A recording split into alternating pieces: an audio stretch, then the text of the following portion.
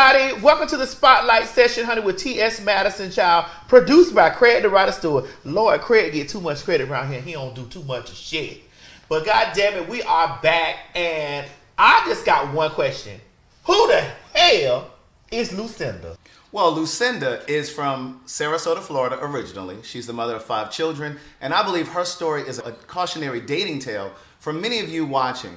I want the people to understand that you now are a nurse working for a whole facility out here testing all these COVID patients, but you were the diamond princess of the dope game. I was addicted. Addicted. To the money, to the sex, to the... all that. Oh! Ain't nothing like dope dealer dick, Craig. You better get you some. Now, listen, I'm from Baltimore. I haven't seen the story, but never experienced that. I already had 2 kids when I graduated from high school. Them from 2 other men. Then they sold drugs too, but they wasn't as big. So you just got a dope dealer complex. You like dope dealer dudes.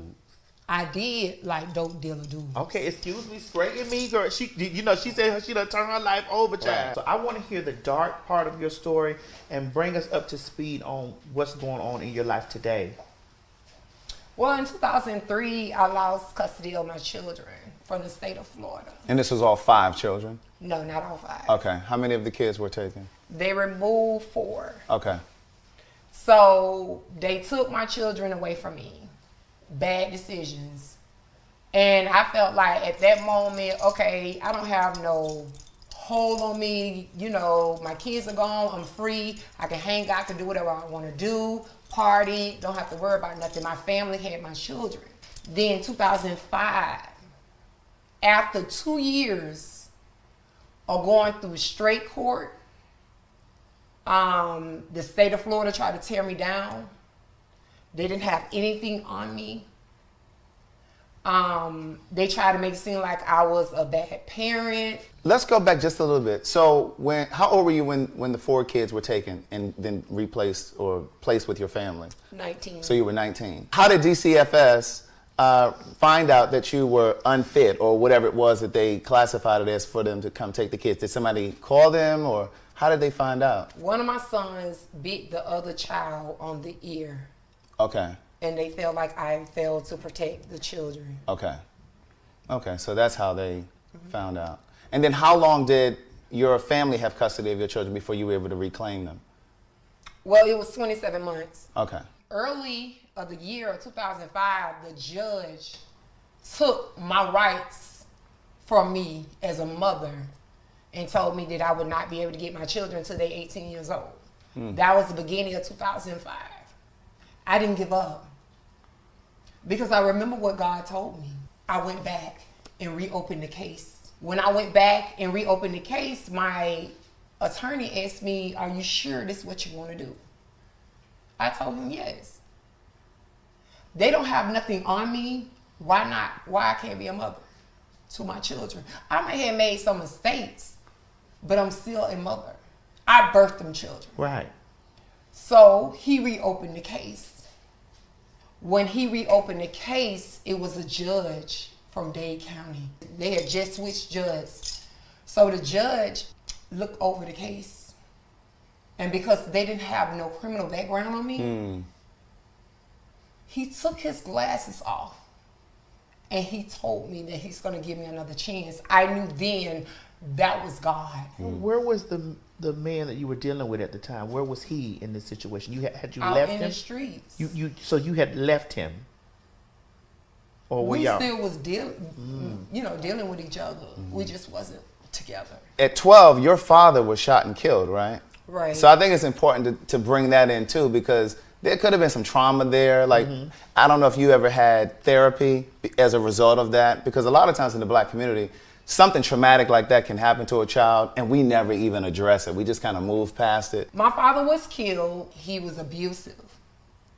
So you didn't know your father like that? I didn't know my father like that. And when I used to ask questions, family members about my father, they used to brush it underneath the rug.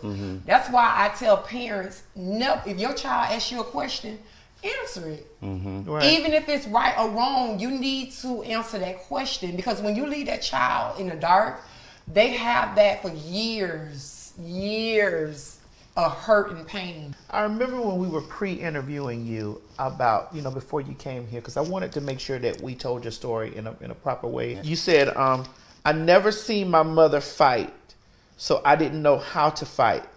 I just wanted to be loved by a man. It wasn't, I just want to be loved. Or even loved by my children. I want to be loved by a man.